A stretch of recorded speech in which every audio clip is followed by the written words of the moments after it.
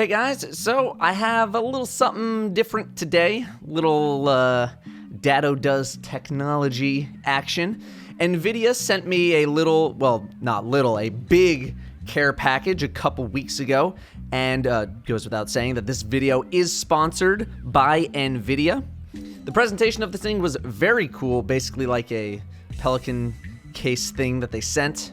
What you're watching right now is my first time unboxing it. I did it on stream, but I'm going to swap, hello, over here, to me unboxing it for you guys.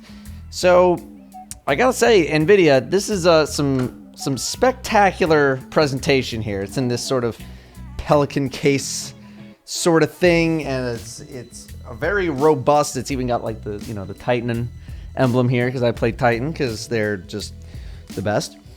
And a little handle here, but presentation is holy cow. I was not expecting this. I was just expecting some sort of a box, and so very nicely done here. So we're gonna open it up to reveal the contents, and just tilt it forward here. If I can lift it up, there we go. So I have removed this and this just for now. I will show you what those items were. If this wants to cooperate with me, there we go. So the first thing right here, again packaged incredibly nicely, are all the cables that come with the laptop that I'm sure you've seen already in the title of the video. Again, very nice presentation. Leave this over here. And then in this slot right here was this shirt. Bam! NVIDIA shirt. I like it. Nice shirt. We have a little placard here. Just sort of showing off. It's got a code on the back. I might give that away somewhere. Pretty neat. And then we have one of the USB drives that they did as a joke for a while back, where they showed off one of these graphics cards looking USB sticks, and I actually use this thing a lot. It's USB 3.0. It's actually really good, so I use it a whole lot, but that's what's in this little box right here. And then in our middle slot right here, I didn't want to leave the laptop in because it was a struggle to take it out because they're just keeping it secure in there, is the main attraction, the Gigabyte Aero 15X, just very recently released, and it is a very nice laptop, and we're going to talk about it right now. So let's take a look at some stats here for the Aero 15X. It's got an i7 7700HQ, the mobile variant of the 7700, 7th gen CPU. I believe it can be turboed up to 3.8 gigahertz with 4 cores and 8 threads. We have 16 gigs of DDR4 RAM, which is basically the sweet spot for any sort of gaming action that you might be doing, clocked at 2400. The hard drive is a 512 gig Samsung M.2 SSD, so you're gonna have good boot speeds. Samsung known for their great SSDs. However, the big upgrade here over the previous Aero 15 is the bump up from a GTX 1060 to a now GTX 1070 Max-Q graphics card. What does Max-Q mean? Well, it's basically the way of trying to fit in one of these massive GPUs into these very small form factor laptops. Gaming laptops can be notoriously large, as you're probably aware. We'll talk about that in a bit. NVIDIA, a little while back, dropped the whole M version of their laptop GPUs and instead are trying to keep things the same as much as possible. So while the 1070 in the laptop isn't as powerful as a full 1070 GPU that you might install in a desktop, it's optimized in a way that lets you fit a lot of the 1070's power into a really small form factor, which is pretty cool. Cooling this 1070 is a dual fan and heat pipe system. In terms of dimensions, it's rocking a 15.6-inch 1080p display with an X-Rite Pantone calibrated IPS monitor with a bezel of only about 5 millimeters. However, the refresh rate leaves a little bit to be desired at only 60 Hz. It's a very vibrant display. I was surprised at how good some of the colors were at times.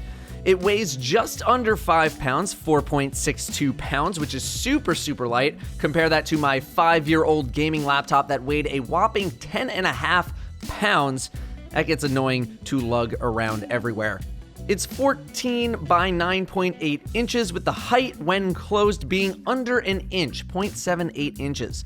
However, just because it's thin doesn't mean they skimped on the I/O, featuring an SD card reader, a USB 3.1 Type-C port with Thunderbolt support, the port for charging the battery, 3 total USB 3.0 ports, HDMI 2.0, mini DisplayPort 1.3, and a Gigabit Ethernet port, which I love. I love being connected directly as opposed to using Wi-Fi. I don't feel like gaming laptops are really missing that feature too much, but sometimes they are. The laptop does have Wi-Fi though if you want to use that, and don't worry, select phone users, it has a headphone jack as well. One thing very surprising is the size of the battery. At 94 watt-hours, it's bigger than other laptops within this price point or stat range. Now, obviously, battery life when gaming is going to be pretty short, and you're basically always going to want to be plugged in when gaming. But when not gaming, you're getting 8 to 9 hours of battery life on a single charge when not doing anything super intense. That, combined with its very not gamer aesthetic, it's pretty subtle as far as gaming laptops go with only Gigabyte's name on the laptop, and its weight means that you could easily use this for work as well. I don't think you really need a 1070 for work though, but if you want something for both gaming and work, this laptop can fit the bill. The keyboard has full RGB customization if you're into that sort of thing, making your keyboard look like a rainbow all the time. A lot of features there, or at least for me, someone who knows nothing about RGB, it seemed like a lot. Typing on the keyboard was not too painful of a process at all. I adapted to it somewhat quickly, although the activation on each key feels like it requires a little more weight than what I'm used to for a laptop. That could just be me. The trackpad is fine, but I don't really like the lack of dedicated buttons for the left and right click like I used to have, which makes it really easy to be clicking the wrong stuff or having sluggish mouse movement. It'll take a little getting used to if you're used to having buttons. You should definitely be using an actual mouse when gaming, I think that goes without saying though. Then, the built-in webcam, yeah, bit of an awkward spot, not the greatest angle. I understand this was probably to have the small bezel on the monitor itself, but it is a little bit awkward of an angle. So how about gaming, the main reason for this laptop? How does it fare? Well, as far as Destiny 2 goes, since I imagine that's the reason most of you are here, it runs very well. You can see I'm playing at a very steady 60 FPS at great settings, not many, if any, issues whatsoever. I've included another website's gaming benchmarks as well in the description so you can see how other games perform. Rise of the Tomb Raider, Deus Ex, the typical gaming benchmark stuff, and the laptop performs pretty well with the other stuff too, not just Destiny 2, although that shouldn't come as a huge surprise. Over the previous Aero 15, it was seeing pretty noticeable increases of about 15 to 30% depending on the game. Temperatures were getting a little toasty under gaming load, with the GPU floating around 70 to 75 degrees and the CPU getting a little bit hotter than that. If you're gaming though, the thing probably isn't going to be on your lap, so as long as you keep some space around it, you're going to be fine. The only negatives I really have about the laptop itself, again, are the trackpad and the weird webcam positioning. If you're someone who does a lot of work calls, you might want to get an external webcam if the position makes things uncomfortable for you. Another gripe I had was with a headset that I was using. When I plugged it into the headphone jack, I had this very faint, high-pitched whine going on in the background. During gaming or when I was listening to music, I never heard it, but when no sound was playing, it did get a little bit irritating. Speaking of sound, the fans on this thing rev up pretty quick when you get into gaming, but never obnoxiously so. You'll barely hear them when you have sound pumping into your headset. I really love the form factor. I used to be someone who didn't care about the weight of their laptop because I used it literally as a mobile workstation, so I just wanted it to be jam-packed with features. And there's nothing wrong with that at all, but I've now grown to appreciate not having to lug around a huge laptop everywhere I go, or worry about the carrying case for it ripping since it was so heavy. And yes, mine was ripping. Some people might view the 1080p monitor as a negative, but if you're really looking for super high resolution gaming on a laptop, you're probably already mentally prepared to go buy something that's capable of doing that. Me, I don't care too much about 1440p or 4K gaming. It's nice, but I don't think it's necessary for what I like doing. This kind of laptop is gonna run you a fair amount of money though, about $2,200 or your regional equivalent.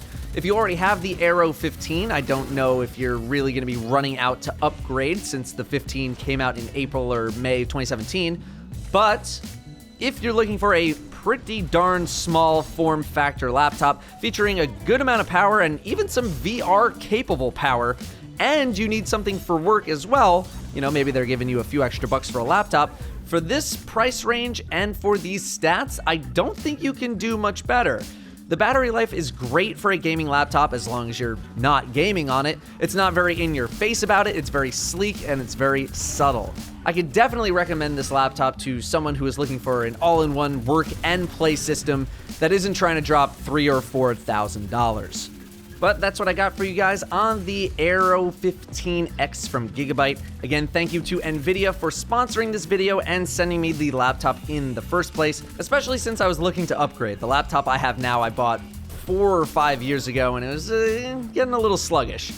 I know I'm not a tech review guy. This is my first sort of tech review, but I wouldn't mind trying some more stuff out in the future, so if you guys have any feedback in terms of how this went, let me know.